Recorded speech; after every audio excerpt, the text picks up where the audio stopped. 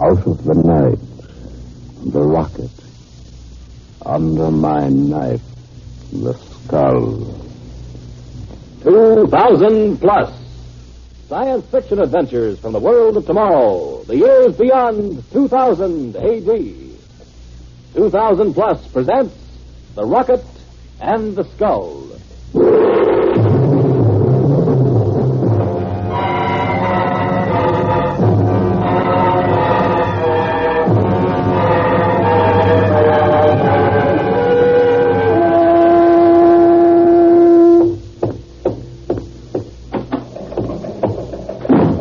Lieutenant, have you heard from Colonel Bradbury yet? No, sir. I've been trying to for 10 minutes. Well, try again. Yes, sir. B for base to R for rocket. B for base to R for rocket. Come in, R for rocket. Every time Bradbury's more than 5 minutes late, I get the jitters. He's too important for this project not to know where he is every moment. Yes, sir. B for base to R for rocket. Come in, R for rocket. Try a scanner beam. He should be on the all-clear level out of Detroit. Yes, sir.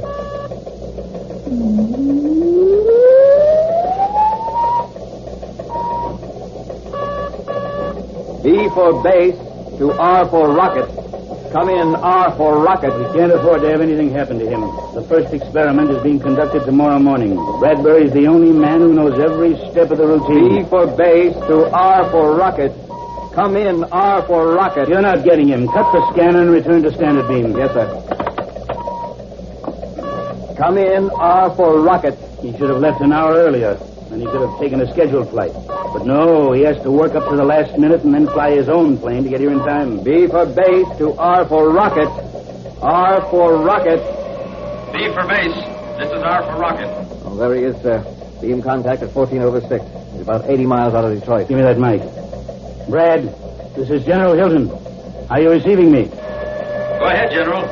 What happened? We couldn't contact you. Had some trouble with my stabilizer. Thought I might have to land.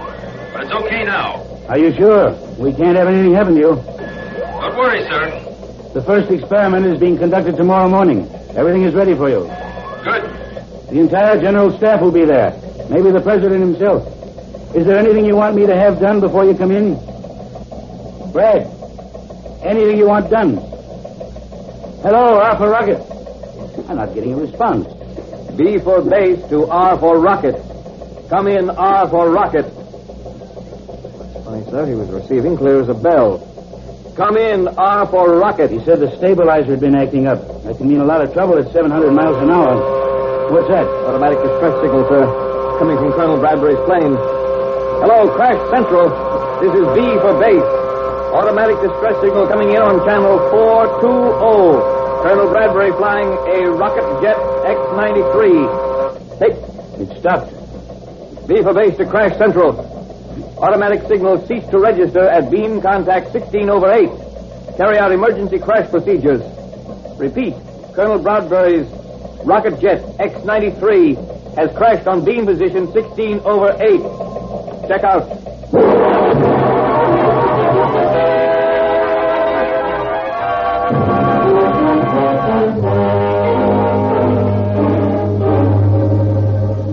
I'm glad you were able to get here, General. We're going to operate very shortly. Doctor, it's a miracle he's alive. It will be more of a miracle if he's alive 1 hour from now. You've got to save him. He's an important man. Yes, the White House called, and so did the Pentagon. We know Colonel Bradbury is important, but a shattered skull is very difficult.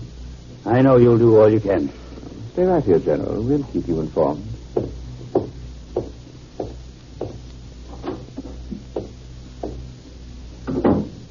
Well, it's out of our hands. I have a report from Crash Central, sir. Well?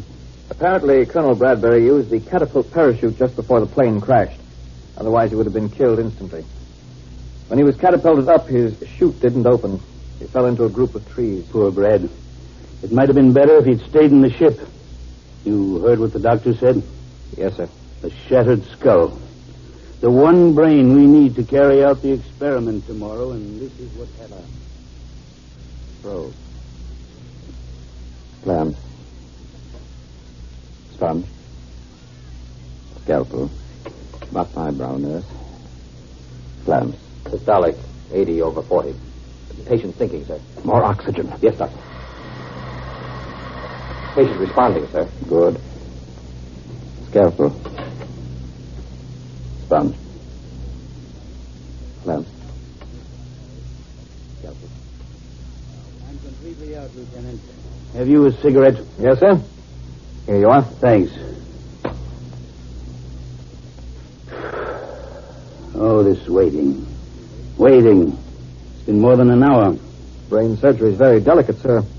May take another hour, or even more. You carried out my orders to postpone the experiment? Yes, sir, until further notice. If Brad doesn't live, we'll have to start another man all over. May set the project back a year, and the year could be dangerous. Oh, you look surprised, Lieutenant. You don't know what this experiment's all about, do you? Well, I see the code name for it on the paper, sir, but it never has a description. After all, it's marked top secret. Maybe it's about time you were told. With Brad upstairs hanging on to life by a thread, I'm going to need a bright young man to give me some important assistance. You've come through with pretty good colors these last many hours. Thank you, sir. Well, we'll talk more about it in a little while.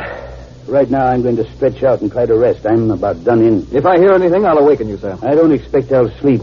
Not with the fate of the world depending on a surgeon's knife upstairs in the operating theater. Sponge. Clamp. Adjust the light, miss. Scalpel. Probe. Yes, quite a bone fragment. Sponge. Clamps. Systolic, 70/40. Oxygen again. It's pure oxygen now, sir. Nurse. Prepare for transfusion. 60/40. Patient thinking, sir. That's right, nurse. Go ahead, Dr. Bowen. Hurry.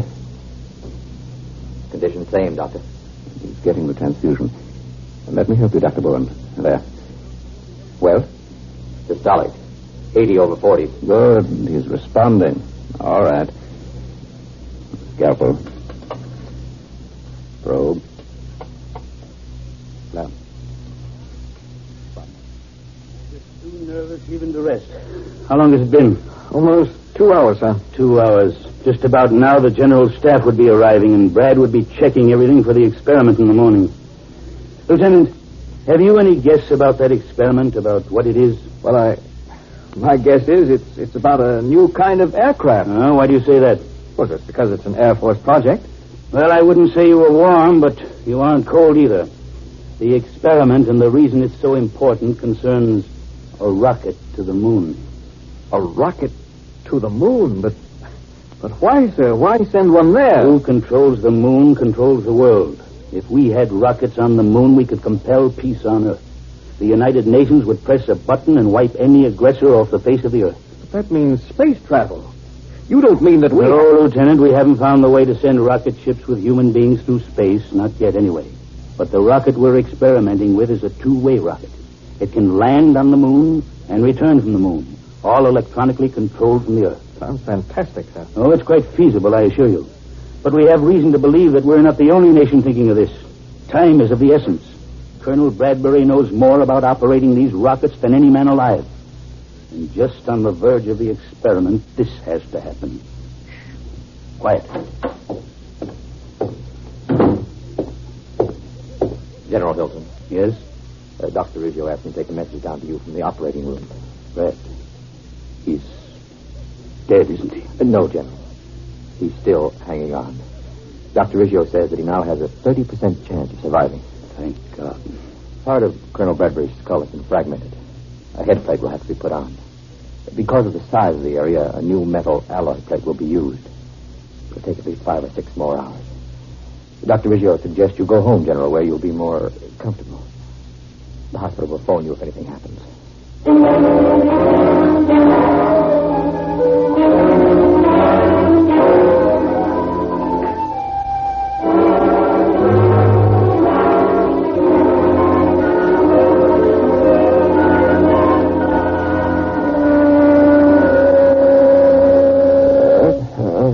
He's coming out of it. Colonel Bradbury, can you hear me? This is Dr. Riggio. Nurse, open the blinds a little. Yeah, good. Now ease his back with the pillow. I'll hold him. I'm fine, thank you. 10 days since the operation, and he's just now coming out of it. He's a strong man, Almost any other person would have died. Colonel Bradbury. Colonel Bradbury, can you hear me? The base rocket are the rocket. He's beginning to talk. Nurse, have Dr. Keyes come in at once. Stabilizer off. Rocket. General. Wrong. Something wrong. It's all right, Colonel. Take it easy. You called for me. The nurse said he was coming out of it. He's talking erratically. Typical stuff. Rocket base. That sort of thing. Well, it's technical jargon. Air Force lingo. Mars. Martians. Mars? Martian? They use all sorts of code names. Mars is probably one of them. I think in about 48 hours he ought to be out of shock completely. We can call General Hilton. Tell him to come over day after tomorrow. Now, take it easy, Colonel. 6 months, and you ought to be in pretty good shape. Nurse, keep him comfortable. Dr. Keyes and I will leave now. Rocket. Stabilizer off. Wrong. Something wrong.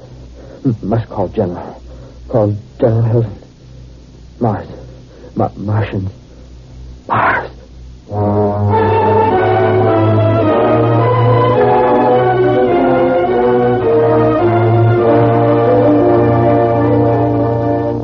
Now read that back to me, please. Memorandum to General Staff.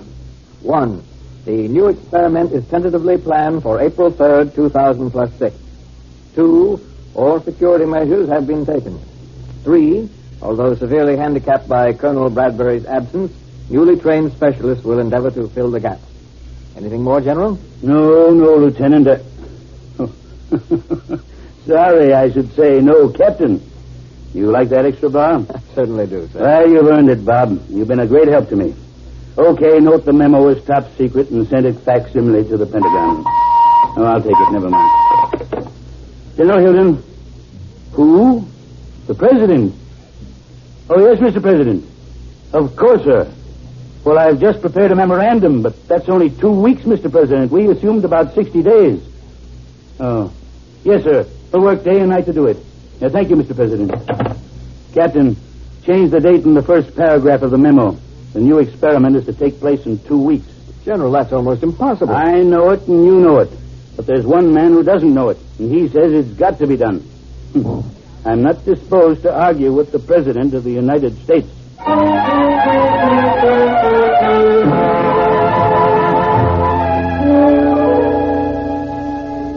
I'd like to double-check some of my notes on Colonel Bradbury with you. Of course, Doctor.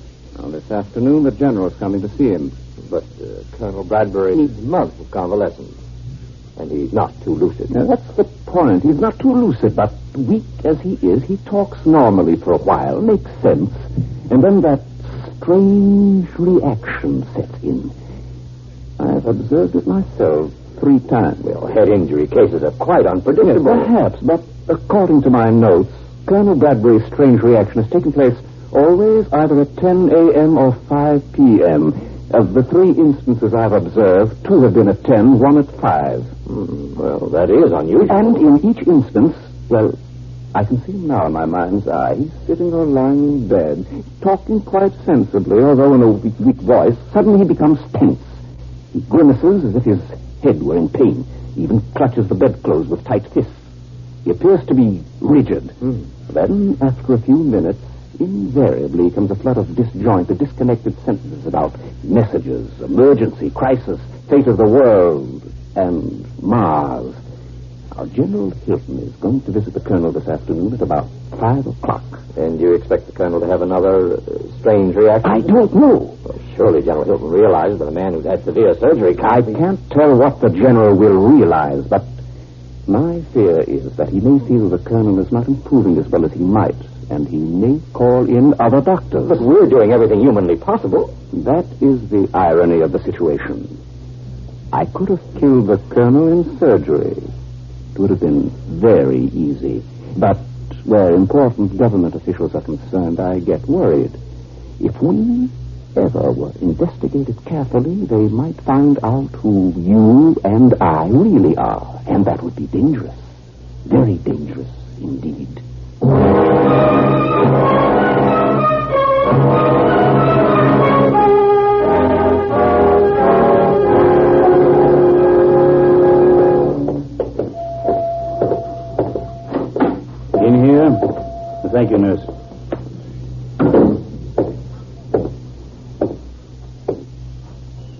Hello, Brad.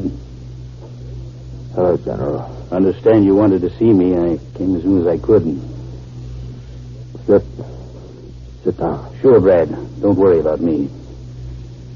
Brad, we're rescheduling the experiment. Do you feel up to answering a few questions about it? Experiment. Something to tell you. Sure, Brad, sure. I know there's a lot you want to tell me, but well, you're still a sick guy, so suppose I just ask you a few questions and you answer them yes or no. That'll save your energy. Time. What time is it? Why, it's a few seconds before 5 o'clock. Why? Coming. Message coming. Message coming? What message? Trying to tell you. Couldn't tell anyone else. Mars. Martians. Mars? Martians? Trying to tell me what? Brad, for heaven's sake, what's the matter, Brad? Nurse! Doctor! Something's happening to Colonel Bradbury. Hurry! Hurry!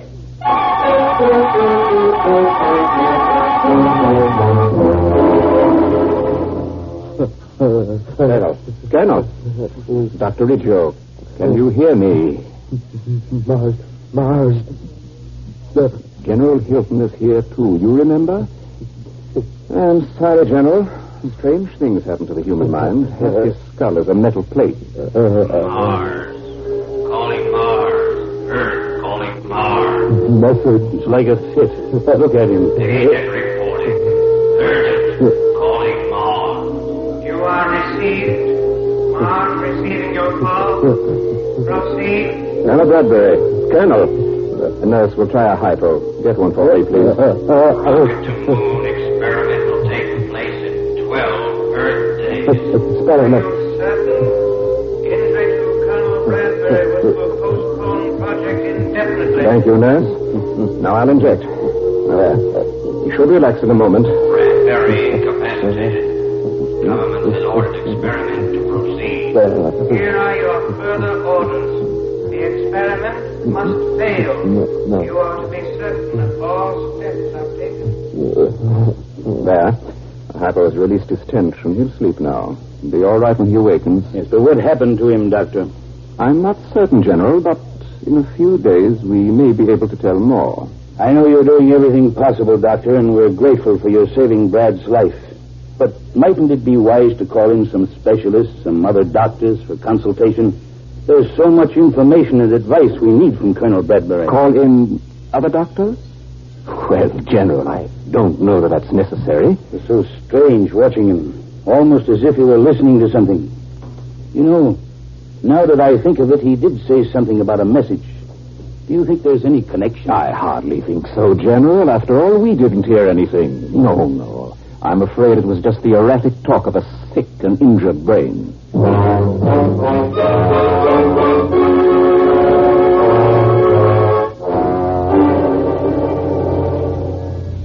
General, you really went through an experience watching the colonel like that. Captain, he was almost in a fit. Had some crazy idea he was getting messages. Messages? Just hallucinations. He was off his rocker for a while. I'm afraid I was a little brusque with Dr. Riggio. He's a fine man, but I'd feel better if some other medicos looked at Brad, too. Arrange for some specialist from Army Medical to examine him, will you, Captain? Yes, sir. I'll do it promptly. And one thing more. On the experiment file, you'll find it. General Hilton's office. One moment, please. For you, sir. Pentagon, Intelligence Section. Intelligence? Well. Hello, General Hilton. Yes? Yes? Are you certain? Well, have the President and the Chief of Staff been informed? Good. Yes, I'll be over in 15 minutes. Right. Order my car, Captain. Things are happening. Yes, sir. General Hilton's car, stand by at West Entrance. What thing, sir? Intelligence reports that the Eastern Alliance is definitely planning a moon rocket for blastoff in 6 days. You know what that means if they get there before the United Nations. 6 days, and we won't be ready for 14 days. We really wanted 3 months. That's right. But how? Somehow they must have found out about our experiment and have agents that feed for some of our vital data.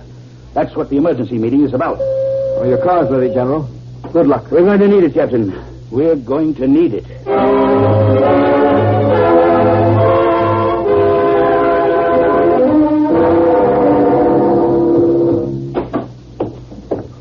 Keyes. Dr. Keyes. Have you heard? What is it? Some other doctors are examining Colonel Bradbury. Yes, I just met them. What? Of course, I gave them permission. I had no choice. General Hilton requested it yesterday. Who are they? That's just it. Army medical. Army. How you can be so cold and calculating in surgery and so nervous now, I cannot understand. Your record here is flawless. Your operation on Bradbury is superb. No suspicion will attach to you or to me. If we conduct ourselves in a normal and professional manner, what is the risk? But they are the Army. Now, that means an intelligence section. They have routines about these things. We have no choice but to keep up appearances. I know. But if they ever find out that we are the agents of the Eastern Alliance, that we have masterminded the theft of certain moon rocket data, they will be ruthless, Dr. Keyes. Ruthless.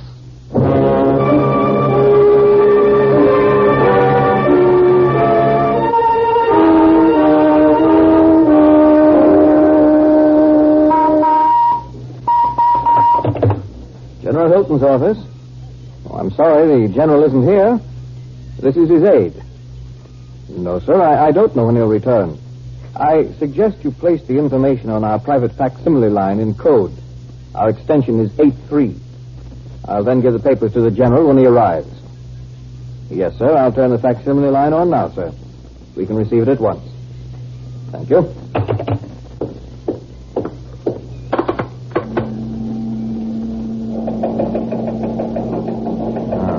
Coming in now. Report regarding Colonel Bradbury. Item 1. Good heavens, Dr. Reggio. Item 2. The metal plate surgically applied to Colonel Bradbury's skull. The metal skull plate. Martian voices. So that's what the Colonel's hallucinations are. It's fantastic. There, the message is ended. We must move quickly. Very quickly. Military police. Hello, General Hilton's office. At Central Hospital, there are 2 staff doctors, Dr. Reggio and Dr. Keyes. Right. Place them under arrest at once. Hello? Message headquarters, please. This is General Hilton's aide. When the general returns, tell him I'll be at Central Hospital talking to Colonel Bradbury.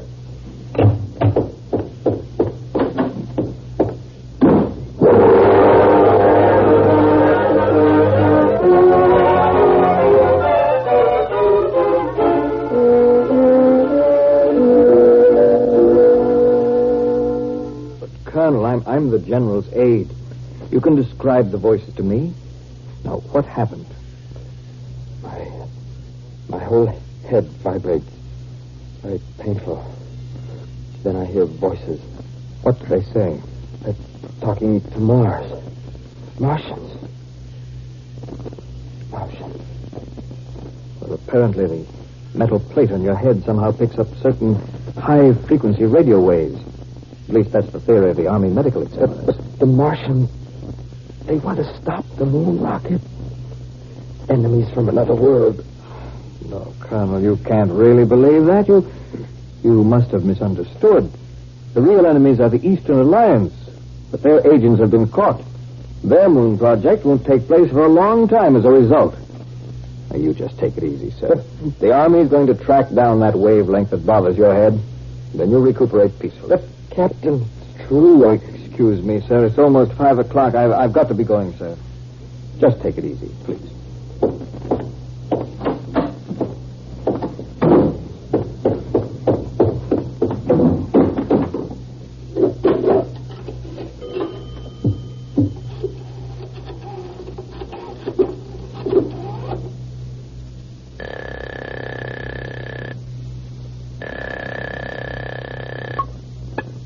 Yes.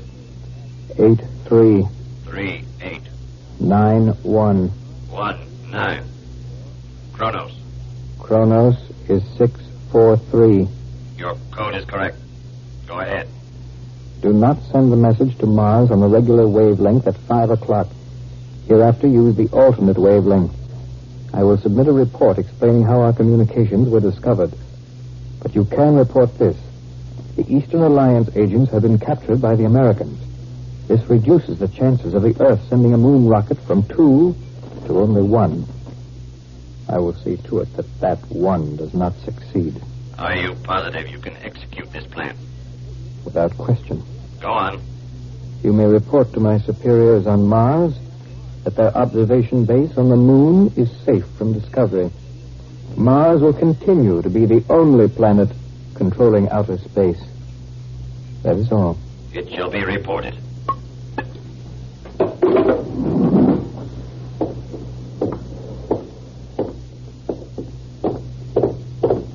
Captain, I just read that facsimile message in my office. Came as quickly as I could. Now, what on earth is happening?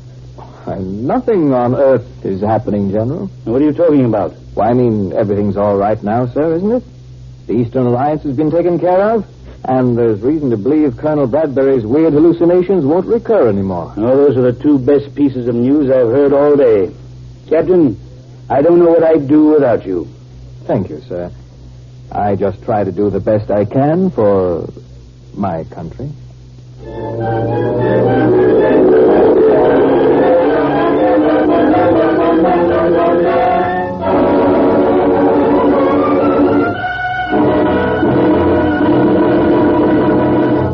Next week, another exciting adventure from the world of tomorrow, from the years beyond 2000 AD. Be sure to listen. 2000 Plus is produced by Dreyer and Renolson Productions Incorporated. In today's cast, Arnold Robertson portrayed General Hilton, Bill Griffiths was the lieutenant, Gregory Morton was Dr. Riggio, Nat Poland was Colonel Bradbury, and Merrill Jones was Dr. Keyes.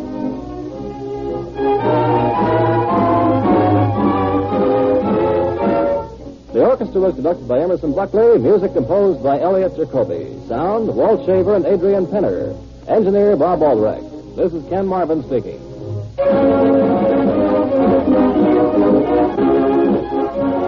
feature was transcribed